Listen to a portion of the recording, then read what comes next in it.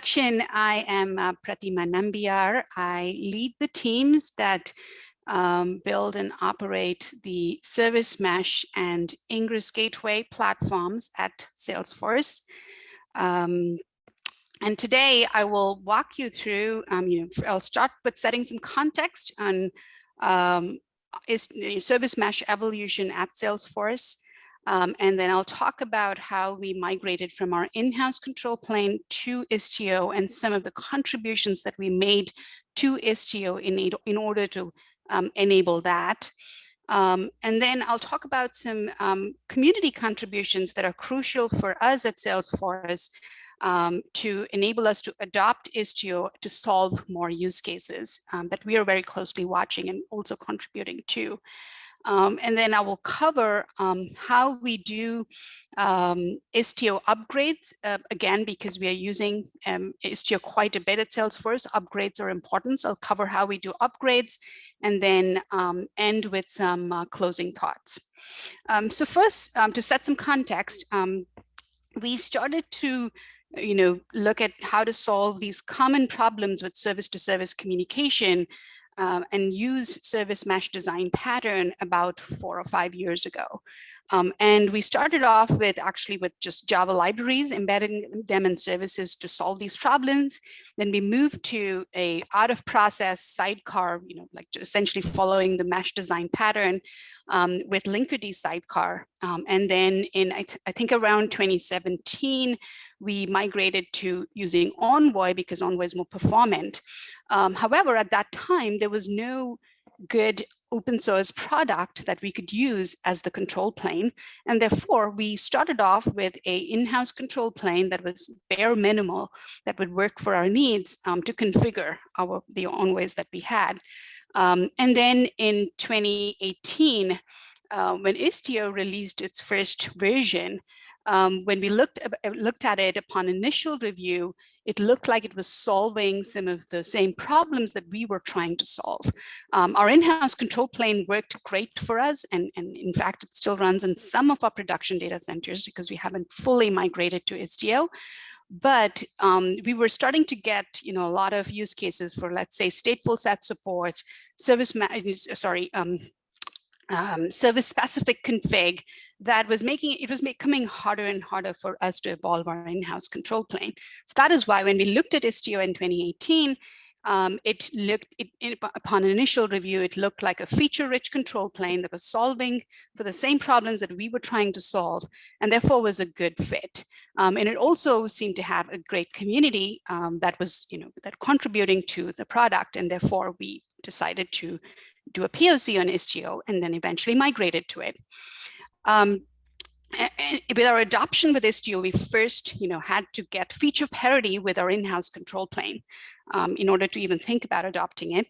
And then in our existing deployments, our intention was, as we were swapping out the control plane, we wanted to keep the customer interface changes minimal so that we could just swap it out without them having to do much. So we brought up both the control planes, the in-house and Istio in these deployments, and then we migrated services gradually. And then in new deployments, we just run with the Istio-only mesh platform.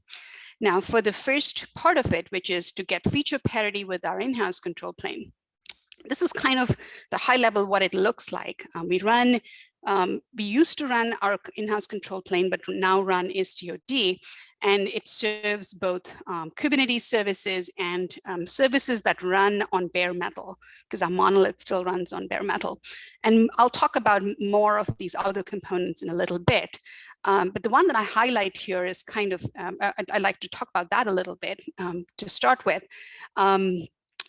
When we wanted to do the POC, we ran into our first blocker with using Istio, which was that at that time in 2018, Istio worked with Citadel for certificates and did not support an internal CA or a custom CA. And at Salesforce, we are required to use our internal CA for certificates, and therefore we had to integrate with that. So that was our first contribution to Istio, which is making MTLS work with a custom CA. And that's what we run in our production data centers today. And this is what it looks like today. And it didn't look like this 2 years ago, but this is what it looks like today.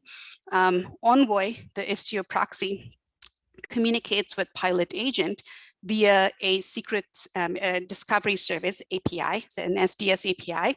And Pilot Agent then reads the certs from the file-mounted or in-memory volume-mounted certs rather than from Istio or Citadel. And we have a custom cert refresher that is Salesforce specific that we run in our Kubernetes clusters that refreshes these certs. So we're able to get, custom certs provisioned by our custom CA work with Envoy for MTLS. So this is what it looks like from a config perspective. If you want to understand what the configuration is, you can configure the Istio proxy to say you want to use file-mounted certs, and then point to the actual location of the directory where you've mounted these certs, both the client and the server-side certs. And then Istio does the magic, and the proxy actually does the magic of ensuring that hot reload of certs happen when the certs gets refreshed, and there's no interruption to traffic. So this is our first contribution to Istio, which not only did we do that first, PR to actually make it work, but over time, as Istio's sort of the features related to MTLS and how we manage certs changed, we have evolved this custom CA integration so that we can ensure that it continues to work for us. So we were involved with the pre-SDS implementation. We added integration tests to ensure that this integration with our custom CA will not break. And then when we switched to the SDS implementation, we made changes there so that as it evolves, this feature continues to work. As you can see, it's one of the fundamental features that we would expect out of the mesh platform. So it's crucial for us. Moving on, coming back to that diagram that we were looking at earlier, our in-house control plane publishes metrics. So essentially, the proxies publish metrics to a metrics service. Envoy, it has a metrics service API that our metrics relay service implements, and then it transforms or filters out metrics before it publishes them to our metrics platform. With the intention that our service owners should not have any change in their interface and how they observe traffic when we switch from in-house to Istio, we had to make certain changes. Istio at that time, a couple of years ago, would only publish metrics via Mixer, and it sort of aggregates metrics and does not let you publish more lower level telemetry. We enhanced that so that we could publish more lower level Envoy telemetry. And we did a couple of things there. So we made the metrics service be configurable. So as you can see, you can configure the proxies to point to a particular metric service if you want. And that communication also uses MTLS, so you can configure TLS for it. And we also made some enhancements to publish these metrics using an alias so that we could maintain the metrics queries that our service owners were using. We could maintain that, and so they didn't have to change their metrics and alerting that they were used to. Coming back to that diagram there, let's talk a little bit about this config webhook. With our in-house control plane, we were applying some default config to all the services. For example, we have a resiliency framework, a testing framework that runs through some common scenarios like rolling upgrades, crashes of services, transient failures, and we tweaked the resilience policies of the proxy to maximize the success rate of requests when these issues happen. And then we apply those resilience policies using our in-house control plane. Now, when we switch to Istio, As you're probably aware, Istio allows you to configure these things using Istio API at a per service level. So you can define virtual service and destination rules per service. And we didn't want to expose that to our service owners because they are just used to just running the proxy and then getting mesh capabilities.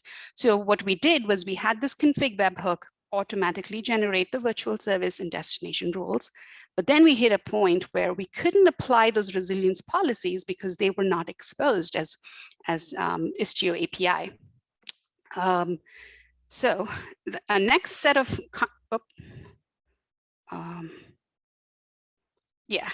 so our next set of improvements were related to, well, you know what? I think I missed, hold on, let me go back. So our next set of improvements were related to being able to apply these resilience policies via the Istio API. And we did this in two ways. In some cases, these resilience policies, it made sense to make them the default in the Istio product. So we discussed it with the community and we said, yes, for HTTP, these retry codes, we should retry by default. And we made those the default and contributed back to make those the default in the product. And in some cases, it made sense to expose it as Istio API. And so we enhanced the Istio API, for example, to configure TCP keep alive attributes, to configure some retry configuration and stuff like that, so that we can then use that API and apply it via our config webhook. This again was important for us so that our service, firstly, we had to be able to apply these resilience policies. And two, we didn't want our service owners to worry about it. So we used the config webhook to apply it. Let's look at that next highlighted section there. As I mentioned before, our monolith runs on bare metal, and we onboard those bare metal services onto Istio. So we run Istio proxy next to it, and then it talks to the control plane in Kubernetes. However, in order for this bare metal service to participate in the mesh, we continue to use Zookeeper for announcements as a service registry for these bare metal services.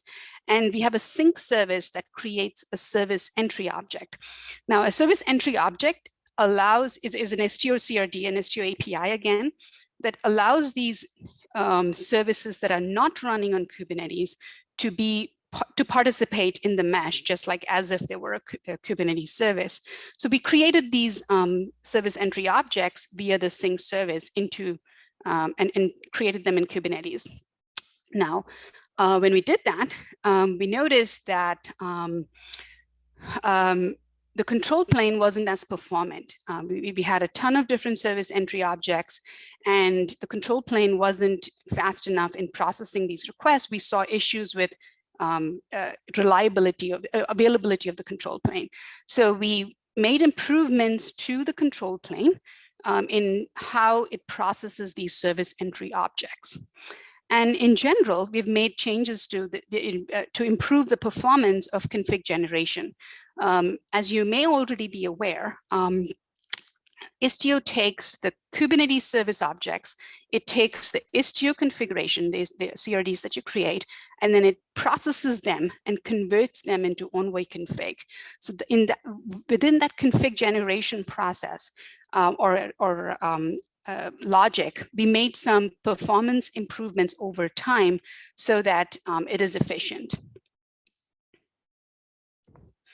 Some other contributions that are worth calling out, especially as we were running in production, is one, when Kubernetes gets a shutdown signal, it sends a SIG term to a pod, and Istio proxy is shutting down, it wasn't triggering the listener draining process. So we made changes to the product so that it does now trigger the listener draining process, so that incoming requests are stopped and we process any requests that we already have are processed before the proxy is shut down. We also enabled the configuration of Redis services. So we have Redis services that run on mesh at Salesforce. So we enabled configuration of Redis services using Istio. We also made some changes to the sidecar CRD and how that is processed. So the sidecar CRD allows us to configure the listeners at a proxy, and we made some changes to how the clusters are created based on that information. So we're reducing the number of clusters to only what's required for that envoy using the sidecar CRD. And more recently, we've adopted, the new feature of Istio, which is intercepting DNS requests, or the DNS proxy feature. We made some enhancements to that. We use it for cross-cluster communication. So if there's this client that's running on one Kubernetes cluster and the service that's running on another cluster, and they're communicating via TCP, we need the DNS. The proxy can capture DNS requests and then resolve those requests locally rather than sending it to a DNS server. And so we are able to use this feature to resolve DNS requests of that remote service and support a mesh that spans multiple Kubernetes clusters. Some other community contributions that I would like to call out that we either made some changes to, or we actually rely on, the communities, these big changes that the community, or big features that the community is making to the product for adoption of Istio at Salesforce. Good example of where, our bet to use Istio paid off was when Envoy deprecated the V2 XDS API, and we had to switch to the V3 API. With our in-house control plane, we would have had to refactor our in-house control plane to support V3. Otherwise, it would be incompatible with newer versions of Envoy. But however, in deployments where we use Istio, we are just able to rely on the community's effort to do this migration, and that has helped us immensely in production. A quick note about Envoy Filters. So again, Envoy Filter is a CRD, an API that Istio provides that allows you to modify the Envoy config that the control plane generates. So you're able to make more finer-grained changes directly to the Envoy config without making an Istio API change. And we've used the Envoy filter in some cases. It has helped us sort of try out Envoy config that's not yet exposed by Istio API, maybe to see if it's even a good thing to make that change. We run some tests, we are comfortable with the change, and then we take that to the community and figure out how to expose that feature as an Istio API. So rather than first make the Istio API, in which case we have to be very careful about how you expose it via the Istio API. Instead, we try out the change directly with Envoy config. We get good confidence in what the change is, and then we take it to the Istio community and make those changes. So the Envoy filters has definitely helped us sort of adopt a service mesh for a variety of use cases. But I will talk about one of the side effects of using Envoy filter, especially when you have to do upgrades in a little bit. Stateful set support is another sort of broad area that we are really thankful for all the contributions from the community.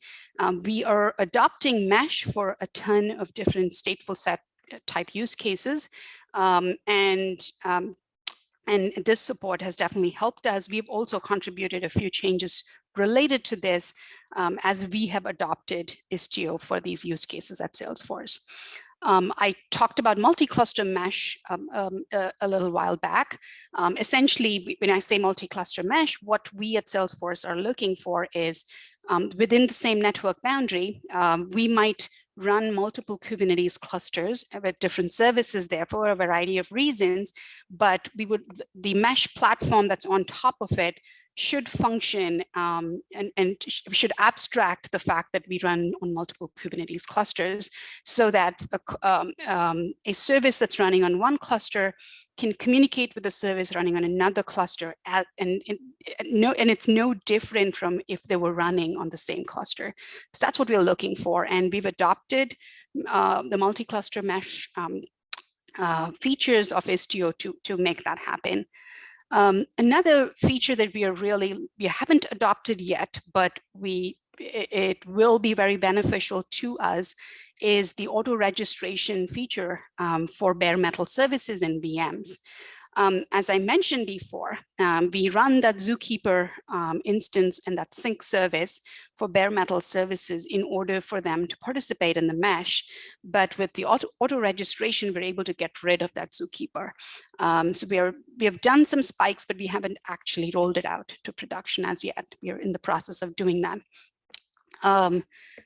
Again, the WebAssembly extension support, which is essentially running custom code and dropping that into the data plane or onto an Envoy, running Envoy to add custom business logic.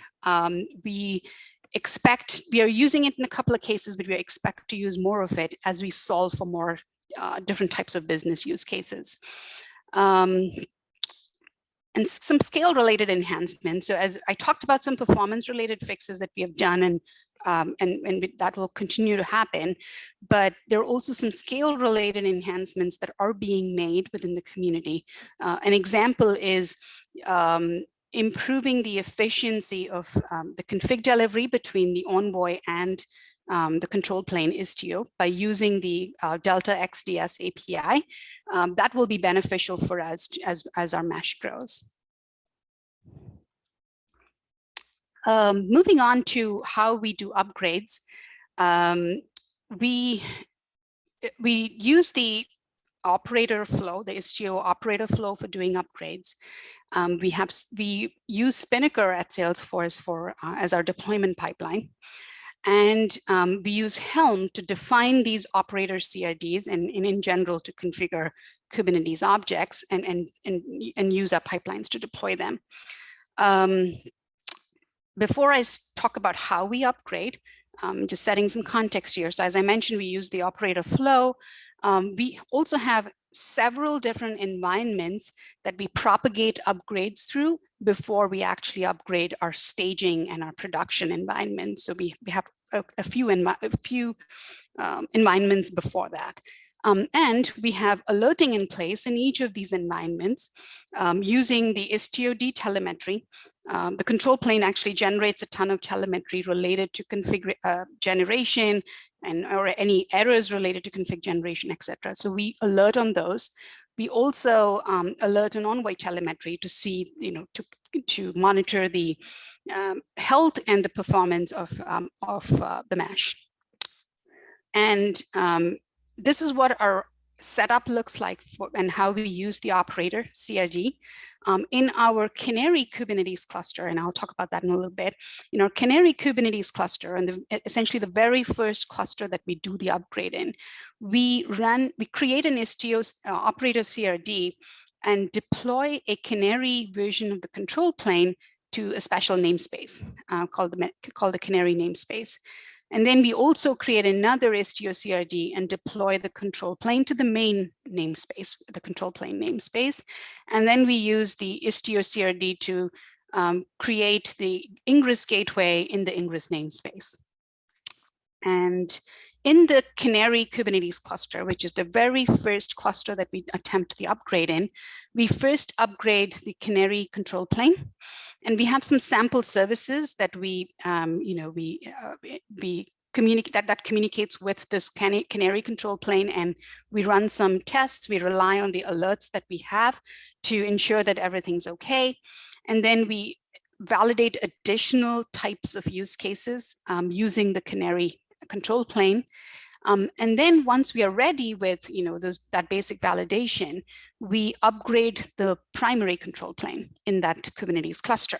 And then we do a rolling restart of all the services that are running there by namespace. and watch for any alerts, integration test failures, etc. And then finally, we upgrade the ingress gateway. We let the this version bake in the Canary Kubernetes cluster for a while. And once we determine we're good with propagating it to additional higher level environments, we then do an in-place upgrade. So we upgrade the primary control plane in that Kubernetes cluster, we validate with sample services, and then we either initiate a rolling restart of the services, or we let the services restart on their own to get the new proxy injected. And then we upgrade the ingress gateway. So, and as I mentioned before, we're continuing to monitor all of these environments. So we let it bake in these, in these higher level environments for a bit before we propagate them further and eventually deploy to staging and production. As I mentioned before, I actually should go back to this diagram here. As I mentioned before, we use OnBoard filters for certain types of configuration. And in some, we've not had too many issues with this upgrade, but one issue that we have seen that we're hoping to do something about is the OnBoard filter sometimes becomes incompatible with the control plane.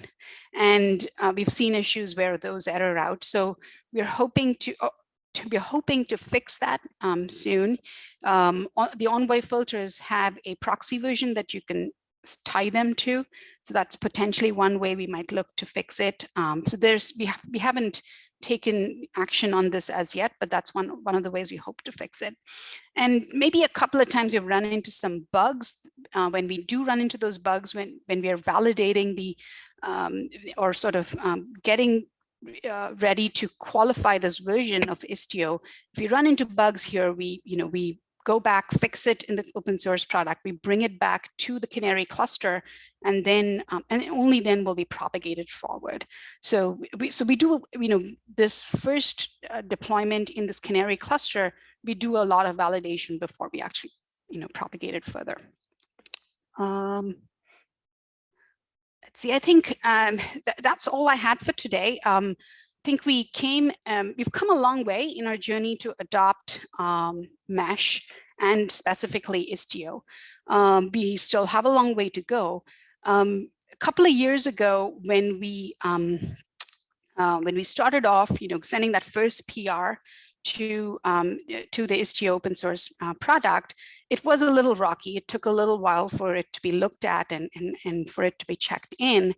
But since then, we've had, a great experience with making changes to the product. We've had very good responses from community members for PRs that we send. Great discussion, and before it actually gets checked in pretty quickly. Also, as we're adopting Istio for a variety of more complex use cases, we've had, we've been able to rely on the expertise of the community to try different things to solve those problems in how we use the product. Or in some cases, if we find a gap, we've been able to come to consensus on how to fix it in the product. And then we send that back as a PR, and it gets approved and becomes part of the product. We've also had, great experience with the feedback that we give in user groups and working groups is heard, and it is used to shape the roadmap of the product. If you look at all the past few releases of Istio, some very relevant features have been added that are important for us as we adopt Istio for more use cases. So thank you very much. I hope this was helpful. Please come and join the community. We would love to have more people contribute to the product. And yeah, thank you.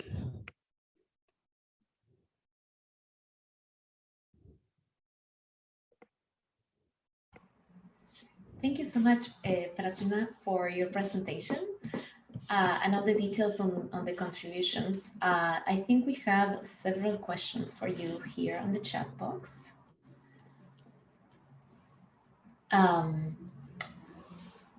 Let me see. There are a lot, Maria. Yes. I can go to like the very, very first one, Pratima. Yes. So one of the very, very first questions was from, I believe it was from, I was going to say it's from Vishal, but actually no, Pratima. Yeah, it was from Vishal. Vishal asked, how can I manage a multiple cluster with single instill service mesh? Single what again? I didn't follow that. It says, how can I manage multiple clusters with single instill? I don't know if it means install, but it says instill service mesh. Yeah, so the way we, if I understand the question correctly, the way we run Istio, there is a primary cluster where the control plane runs, and any of the config webhook, etc., the things that I talked about run. And then you can configure, and then you have, let's say you have a remote cluster, right, that you want to make it part of the same mesh. There is some configuration that you can apply to tie the two together. So Istio, the control plane, has to be able to talk to the Kubernetes API server of the remote server, the remote cluster, so that it can get updates from that Kubernetes cluster. So there is a way you can tie the two together using service accounts, and Istio has a way to configure that. And once you tie the control plane to the remote cluster, the service that's running in the remote cluster, it can participate in the mesh as if it were in the same cluster, because it is talking to that same control plane. That is how we configure mesh for multiple Kubernetes clusters. But there are other ways depending on what you want to do, or what you're trying to do, and what you have in your company. So the documentation will help. There are other sort of configurations that are possible as well.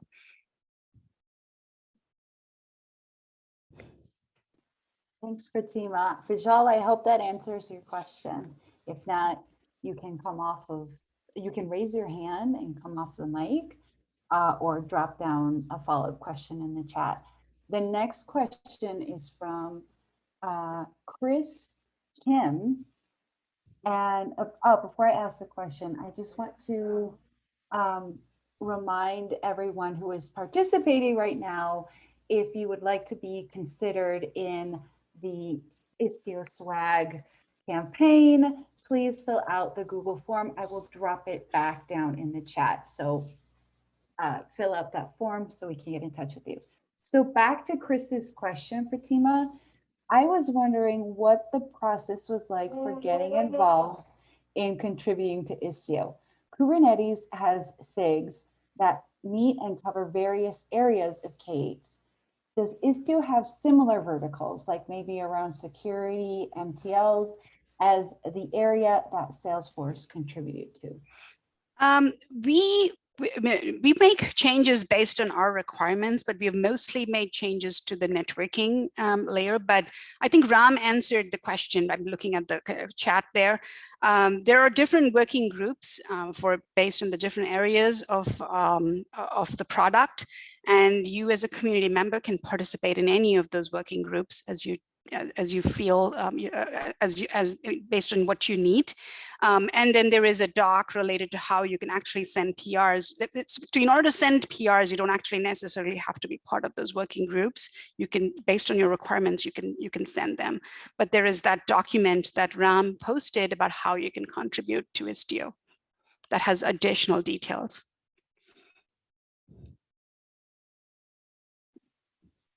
Thank you, Pratima. Okay, yes, a lot of questions. So if someone's already answered those questions, I'm not sure. Are there any questions that are sticking out to you, Pratima, that you really want to take a stab at and answer? Someone asked about the additional latency. Yeah, so this is not necessarily how Istio does not impact that, but the proxy that you run next to your service impacts the latency. And from what we've seen like a 1 or 2 millisecond latency because the traffic is routed via the proxies instead of direct service-to-service communication. So you can expect like 2 millisecond latency there. Yes. I see. Oh, sorry. I saw a question that I thought was also interesting. Is there this is from Bray Escobar. Is there any performance benchmark of Istio to compare as baseline? Again, I think there is a document that we can post in the Slack in the chat here. I thought someone already posted it. There is a performance benchmark, blog or a article on the Istio website that you can read up. Yeah, I just posted it again, Fatima. Yeah, thanks, Ram. Yep. And we have another question from Christian Fekete. Are you using the new virtual machine support to integrate your monolith on bare metal?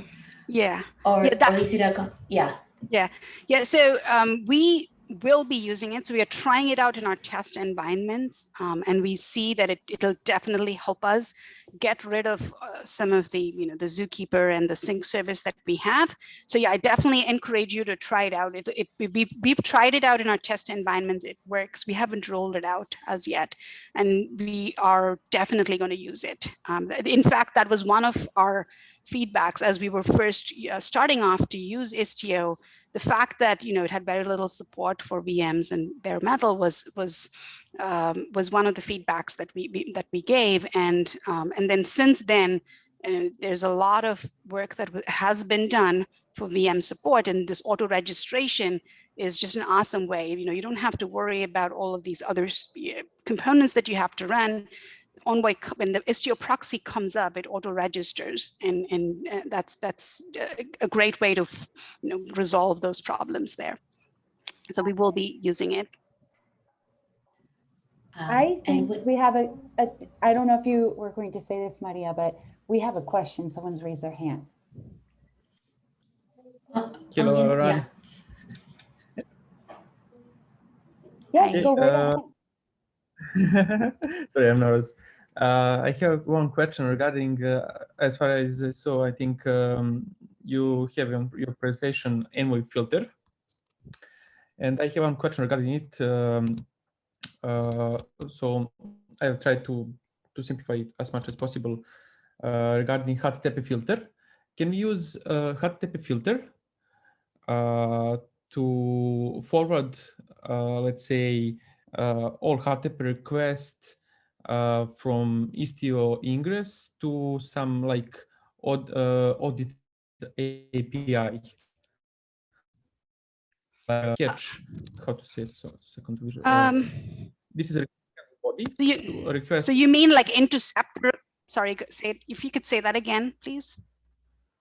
Yeah, I think if I can, like, let's say, catch body or header from a request and forward it to some API which works with Elasticsearch, let's say, and it use as audit API, logging API, let's say. Yeah, so you should check out the access log service. And Ram, if am I describing it correctly? We don't actually use it yet, but there is an access log API that you can use to send those requests or send part of the data to a service that you run. But it has to, I think it has to implement a certain API. We can try to look for the documentation and send it to you later, but there is a way you could do that. You're frozen there. I don't know if I answered your question. Okay, thank you. Yeah. Yes, I heard.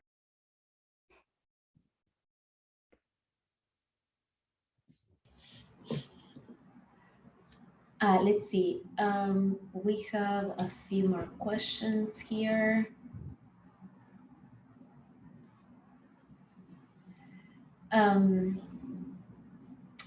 So this is from Vishal A. Istio or Service Mesh add an additional layer in routing, so it increased the overall latency. So have you observed latency in your infra? Like I mentioned before, with running those proxies when you route the traffic via the proxy on the client side and then the proxy on the server side, we expect a 2 millisecond latency. We've seen that. But beyond that, no, we haven't seen any other issues with latency. I hope that answers your question.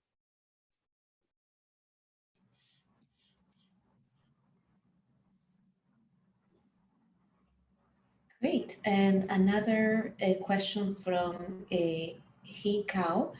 Pratima, hello. How do you make a proxy only hold useful RDS, CDS data, not all RDS, CDS data? The sidecar CRD is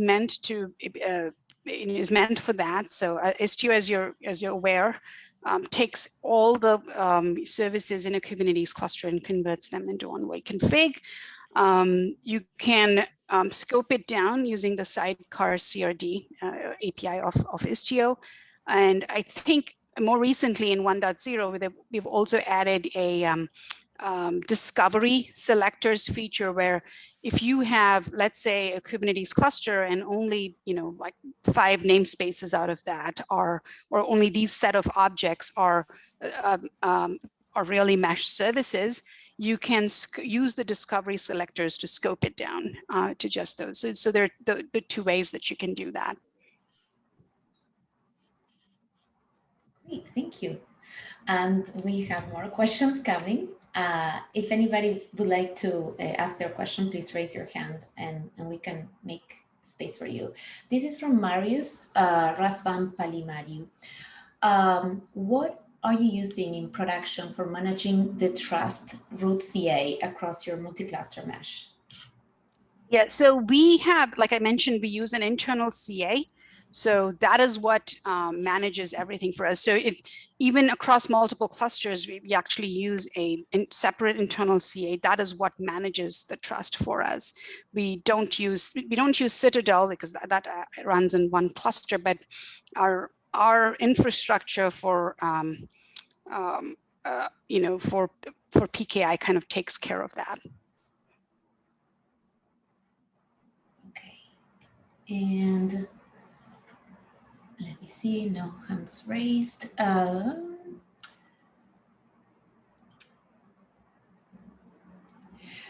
please, Pratima, feel free to tell me if you already responded to this. Oh, we have a hand raised. Uli, would you like to unmute?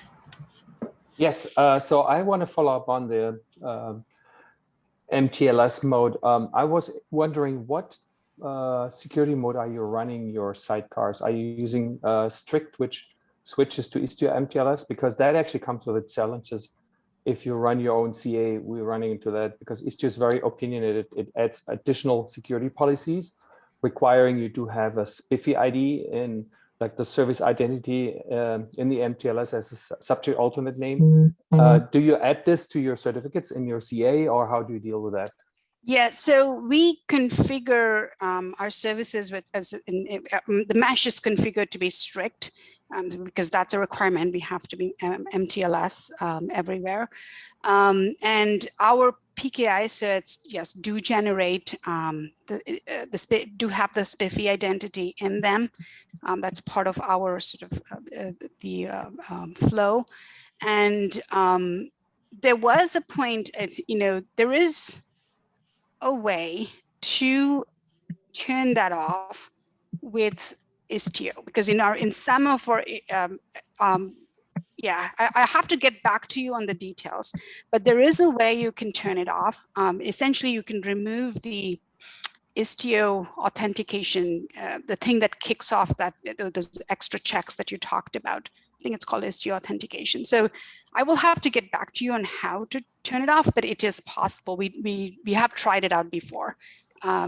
because in some places we didn't have the spiffy ID like you mentioned. That would be great, because we're in the middle of migrating, and in the migration we cannot add spiffy IDs to all our legacy services while we're migrating to Istio. Yeah, if you can connect with me, like so that I have your email address, I can send, or if you post in this, in our group, in our chat, I can then try to answer it there. Okay, Yeah. I do that. Thanks. I have a question. Is there any competing technology to Istio? Something similar, but could you say better? that again? Could you say that again? I didn't understand your question. Is there any similar things to Istio? Like some other technology, packages, tools, whatever, and if this is the case, how you compare between all these competing solutions? So in our case, we picked Envoy as our proxy technology because it really suits our needs. There are other control planes available that are not Istio, but they don't have the features. I think, for example, I can't say enough about those because it's been a while since we picked Istio and we haven't looked at some of those products in more recent times. So I don't want to answer that question because I don't know where they are, and I don't want to give you misinformation, I guess. But when we looked at it 2 years ago, definitely Istio was what we found to be feature rich and would suit our needs. Yeah.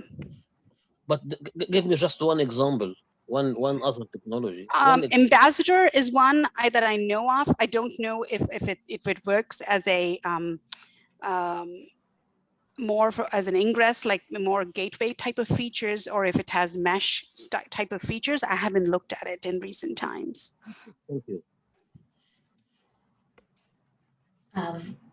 Okay, we have a few more questions, and I just wanted to remind everybody, if you are looking forward to connecting afterwards, please make sure to join the Istio Slack space, and that's an easy way to find Pratima and other steering committee members to continue the conversation about using Istio in production.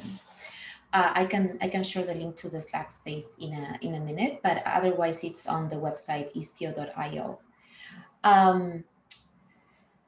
This is from Senge Marusi. How did you do performance testing, and what were the metrics that you looked at, or what kind of metrics were important for your case? We look at latency and request rate, error rates, but from performance perspective, it's throughput and latency that we have looked at, and this goes beyond, like, we have a separate performance engineering team that runs performance loads. So I don't have enough information about what types of tools they use, but yeah, we have a team that runs these performance loads to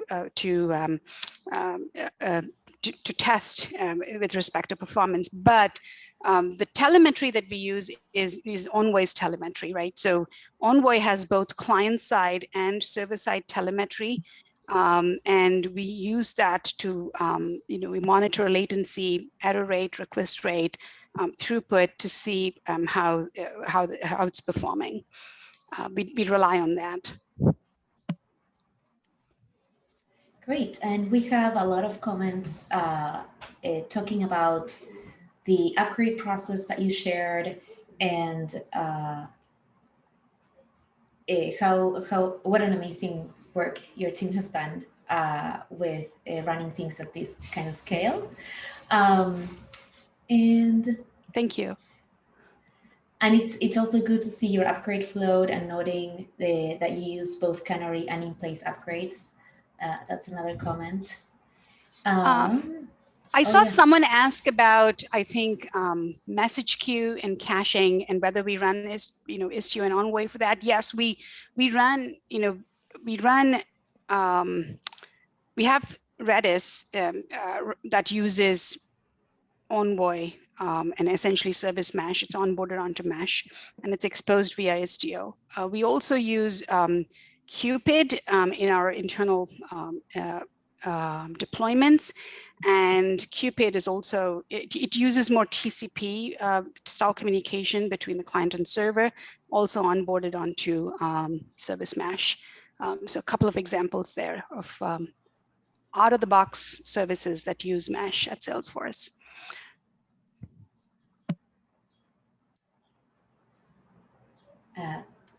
Great. And we have another question. Are there any plans to support 5G use case like service communication proxy? Could you repeat that question again? I didn't understand. This is from Christopher Adigun. Are there any plans to support 5G use cases, I guess, like service communication proxy? Are you talking about like for mobile, or maybe if you can clarify what type of what you mean? But we mostly use Service Mesh internally, where, for internal communication. Or if your question is related to mobile, we don't use Mesh there. We do use it at the ingress. So any traffic that's coming in from the public internet flows through Ingress Gateway, which is essentially Istio Ingress Gateway. I don't know if Right. And Alma, would you be able to pick up another question while I share the Istio Slack space, please? Sure. And before I do that, I just launched a poll, survey. If everyone on the call could take a few minutes to answer that survey, it would be extremely helpful for us as we plan out these community events. Okay. Pratima. I'm not sure if you answered this question yet. There's a question from Paul. Do any of your microservices live outside of Istio? Were you able to get to that one already? No. Okay. Yeah. But there's more to the question. Do any of your microservices live outside of Istio, or do all of your services have to use Istio? No, some of our services actually don't use Istio, as in they don't use Envoy either. Let's say, for example, there might be a service that does its own MLLS termination and validation. So we onboard them using the service entry CRD, so that the clients that are running on Mesh can still communicate with it. So we do have a few, although not ideal, because our general recommendation is for all services to be using Mesh, because then you get, client-side, server-side features. But there are a few that don't, and we support them using service entry.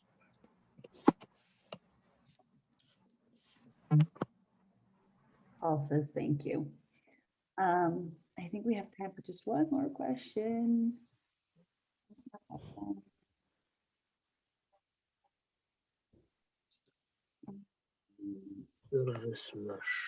Does anybody want to raise their hand and ask a question? Come off of mute. I heard maybe someone speaking. No? Okay. Then,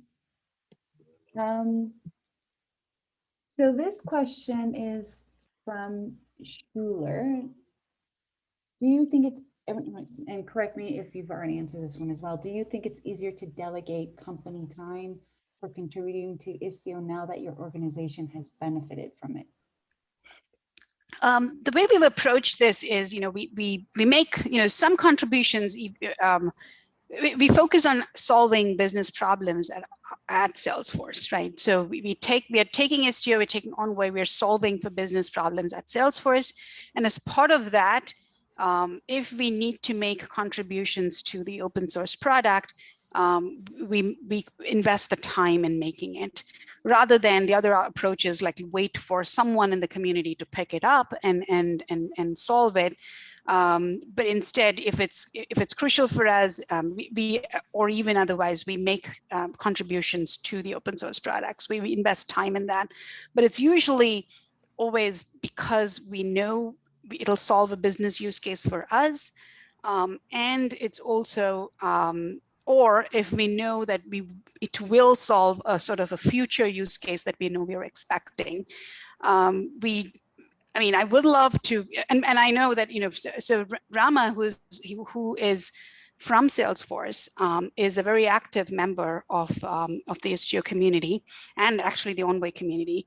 And he spends, there are some people who spend personal time as well to contribute, absolutely.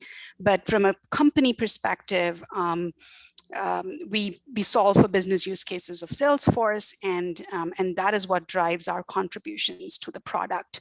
And even for future, like if we make a change today, it's probably likely we're using it today, or we're going to be using it in the future, and that's what drives us, if you will. That's great. Thank you. I have a question. Maybe last question. Hello. I think we have, Hesham, I think we have run out of time for questions. We have come to, Hesham, we have come to the end of this meeting, but please feel free to join the Istio Slack space and continue questions over there. I wanted to thank everybody. I would like to thank everybody for joining the meetup today, and special thank you to Pratima for this amazing presentation, and for all the dedication to the questions and the comments that followed as well. And also thank you so much, Ram, for joining and sharing some Istio resources as well on the chat box. I think those were very appreciated as well for all the participants. And if you would like to revisit this presentation, this recording is going to be available on the Istio YouTube channel. And yeah, thank you everybody for coming. We are going to be in touch with those of you who signed up on the form who are interested in participating in the swag drawing. And we'll see you everybody online. Thank you. Thank you.